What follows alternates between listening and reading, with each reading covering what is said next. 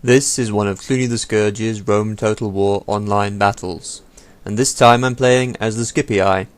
I've taken 7 units of Roman archers with the gold weapon upgrade, 6 urban cohorts, 1 legionary first cohort to supply the morale boosting standard, and 3 units of cavalry auxilia, that's javelin armed skirmisher cavalry, and they have the gold weapon upgrade. The infantry, however, are unupgraded. My opponent, the last legion of Rome, is playing as Carthage, and he has taken 3 units of slingers, 5 units of sacred band infantry with the gold weapon upgrade, 1 unit of elephants. These are the only troops that were visible at the beginning of the battle. Thinking it a little suspicious that my opponent seemed to have no horse cavalry, I began the battle by sending 1 unit of cavalry auxilia to probe the woods to my left. Sure enough, they exposed 4 units of cavalry, 1 of sacred band, heavily upgraded, and 3 of medium long shield cavalry. Yeah, well, we weren't hiding. We were communing with nature, which our totally hot girlfriends wanted us to do, to discard our warlike ways. But now you've interrupted us, we've remembered why we liked killing in the first place, and it's better than girlfriends. So, his hopes of an ambush foiled, I asked my opponent, "Do you think I'm a fool?" And he replied, "Yes." The impudence. Well, I'll have to punish him for that. So, I have better missile troops, and my opponent has the advantage in striking cavalry, as well as in having elephants available. Our infantry is probably evenly matched. We've both taken elite units. I have 1 more than his, but his are upgraded while mine are not. So, my opponent has effectively indicated his intention to fight from the top of this gentle slope. This will give him a height advantage and a combat bonus for his troops once they engage, but far from an insurmountable one. I plan to use the fast-moving skirmish capability of my cavalry auxilia to disrupt and disorganize my opponent's cavalry. In preparation, I sent my cavalry auxilia sweeping around into the rear of the enemy army. However the battle turns out, you may be surprised to see that it is they who will gain the prime share of the glory for the Scipii army. Those dashing cavalrymen becoming the most hated dandies in all of Rome. My opponent has incorrectly placed his slingers behind his infantry here. Now slingers have a shorter range than archers anyway, but they don't have the same ease in firing over the heads of friendly troops that archers have. Most of the slingers here, who you can see attempting to fire, are actually not releasing any stones at all, and those that are striking their own units in the rear. This means that I can now begin attempting to use massed incendiary arrows to make his elephants run amok, uncontested. I seized this opportunity to begin maneuvering to break up the enemy's phalanx line. I sent 4 of my infantry units swinging around the right, while maneuvering the other 3 to and fro in front of his phalanxes.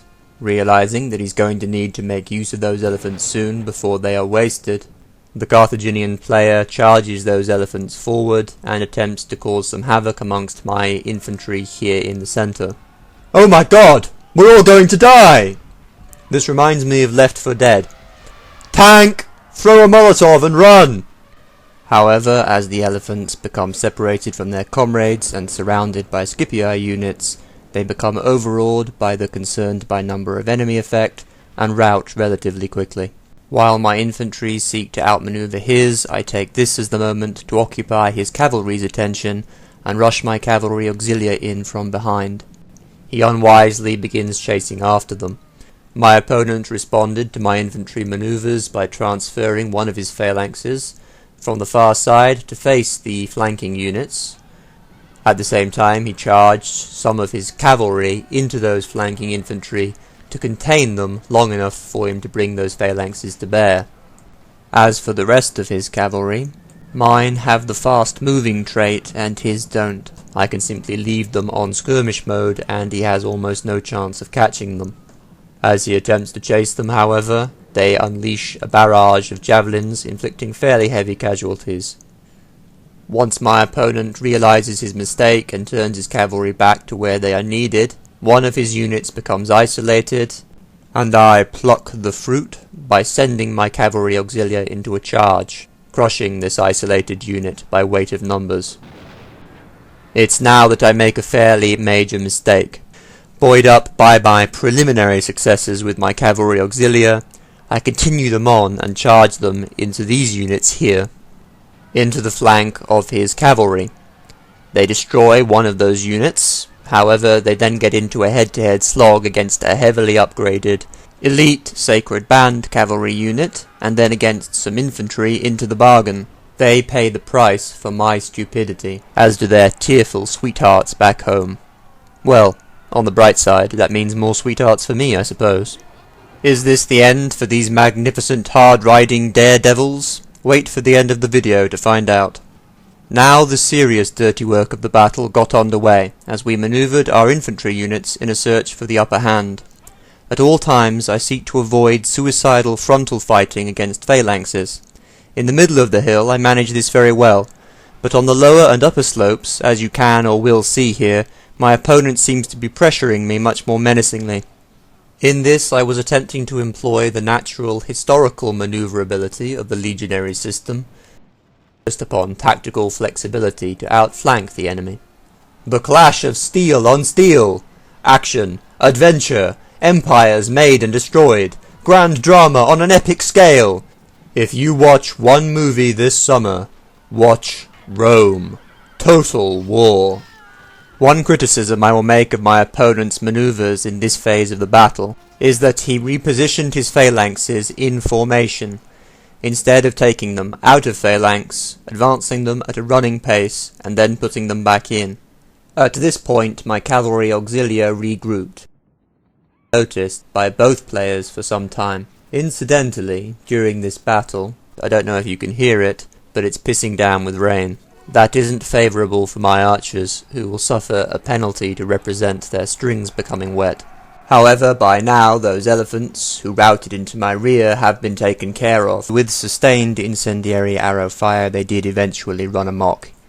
Now here you can see how in the middle of the slope I've been surrounding and enveloping the Sacred Band phalanxes to my advantage, whereas here on the upper slope my opponent seems to have me fixed in place with one of his phalanxes, while slingers are harassing the unit from behind.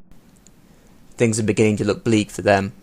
After some heavy fighting I notice that my cavalry auxilia have regrouped, and I order them to return. And not a moment too soon, because the situation with the general melee is pretty chaotic. I've completely enveloped one of the Sacred Band here, but on the lower slope this isolated urban cohort is being ground from the flank by an untouched phalanx and suffering serious casualties. And the situation doesn't look much better for the unit on the upper slope previously seen. But look! It's the cavalry! We're saved! Since the enemy have no horse troops left with which to counter my moves, I can sweep the slingers away and strike in the rear at will. My target, naturally, is the enemy general. Redeeming their honour, as badly damaged as they were, though they've already been routed once, they take his head, those plucky fellows. We have taken the head of the enemy Taisho. Without his leadership, their army will be in chaos. With the shock to morale caused by the death of their general, the rest of the Carthaginian army now disintegrates one unit at a time. I converge all of those forces that are freed up from the bottom of the hill against those at the top here, as you can see, and we squeeze the life out of them like a crack addict anaconda, new on the team with everything to prove. Perhaps some of them could have been spared, but best to be sure, kill them all and let Satan sort them out. How could my opponent have fought this battle a little better? Well, first, he should have kept his elephants further back, out of reach of my archers, and only deployed them once my infantry were fixed in place. He should have ignored my skirmisher cavalry. He should have deployed his slingers in front of his troops. His ambush plan might have worked a little better if he had begun the battle by leaving at least one unit of cavalry out in the open, so as to lull my suspicions, instead of trying to hide them all. Finally, I think he would have done better to have contested the initiative, instead of simply waiting passively at the top of the slope for me to make all of the moves. And so, in this remnant of a Sacred Band phalanx unit, we see the final lingering crap crust of the Carthaginian army being vigorously wiped.